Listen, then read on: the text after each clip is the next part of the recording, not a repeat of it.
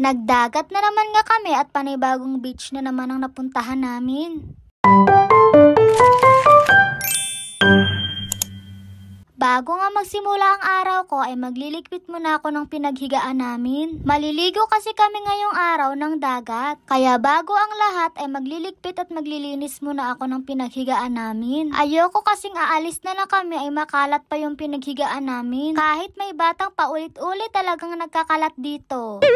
Kahit doon pa man mismo sa bahay namin ay mahilig talaga akong maglinis dahil ayokong may nakikitang kalat. Syempre, kung gaano ako kalinis sa pananamit ko, dapat ganun din ako sa loob ng bahay. Fast forward ay nakapagbihis na nga ako ng pang-aura ko sa beach. Syempre, picture-picture na naman doon. Nilagay ko na nga ang mga gamit dito ni Zion. Napaka-comfy nga nitong dalhin at 164 pesos nga lang ang bili ko nito sa Orange app. O diba, napakamura. Pinuntahan ko na nga muna sila sa Kubo. Dahil mamaya-maya lang ay aalis na kami. Nakarating na nga kami dito sa beach kung saan kami maliligo. Napakaganda nga ng beach na to, mapa-low tide man o high tide. Pagpunta nga namin ay nagkataong low tide pero kitang-kita naman kung gaano ito kaganda sa buhangin pa lang. Pagkadating nga namin ay binuksan na namin kaagad ang mga dala naming baon dahil gutom na gutom kami. Hindi na nga ako nagpatumpik-tumpik pa ay nagkuha na nga ako kaagad ng plato.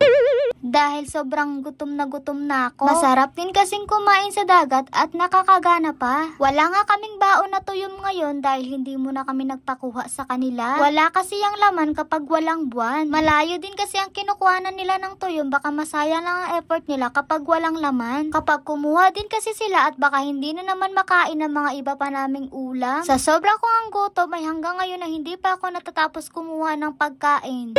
Napakatindi nga ng sikat ng araw ngayon kaya hindi mo na kami lumalabas dito sa Kubo. Alam nyo na, sayang skincare.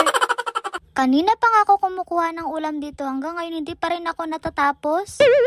Dito nga kami sa baba nakapwesto at mabuti na lang talaga ay tapos na akong kumain. Binabantayan din kasi namin si Zion dahil mahilig siya magtakbo-takbo at baka mahulog siya. Dahil nga sa sobrang likot niya ay mauubusan ka talaga ng energy sa kanya. Ayaw niya na rin kasi magpabuhat ng matagal. Tama nga ang sabi nila na enjoyin lang muna ang pagiging baby nila. Kasi pag malaki na, kusa na silang lalayo sa atin. Aww. By the way, hinihintay nga namin mag-high tide yung dagat. Pero baka pag hinintay namin, magabihan na kami. Hindi na nga kami nakapaghintay kaya kami na lang mismo ang pumunta sa dagat. Grabe, nakaka-inlove talaga tong beach na to. Sabi ko nga sa kapatid ko, videohan niya ako dahil tatakbo ako. Oh ha, sino ka join? Natapos na nga din ang feeling-feelingan ko at ayan nagtakip na kaagad ng jacket dahil sobrang sakit ng init sa balat. Mga bandang 1:00 kasi ito ng hapon kaya sobrang init talaga. Kaya kung gusto mo makapag-aura, tiis ganda ka na lang muna.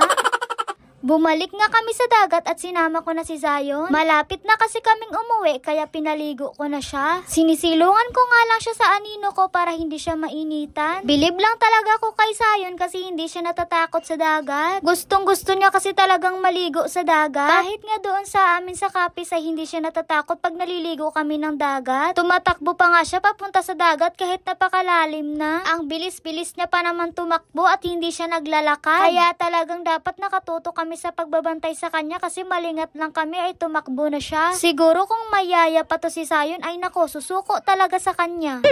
Hindi pa nga siya nakontento at hinihila na pa ako papunta sa malayo. Natatawa pa nga ako sa kanya dahil kada punta namin sa dagat ay tinitikman niya. Nako, curious siguro siya kung anong lasa ng dagat. Ang saya lang talaga sa pakiramdam kapag na-experience ito ng anak ko. Kaya nga sinusulit talaga namin ang pagbabakasyon namin dito sa Palawan. Ayun. At yun lang for today's video. Bye!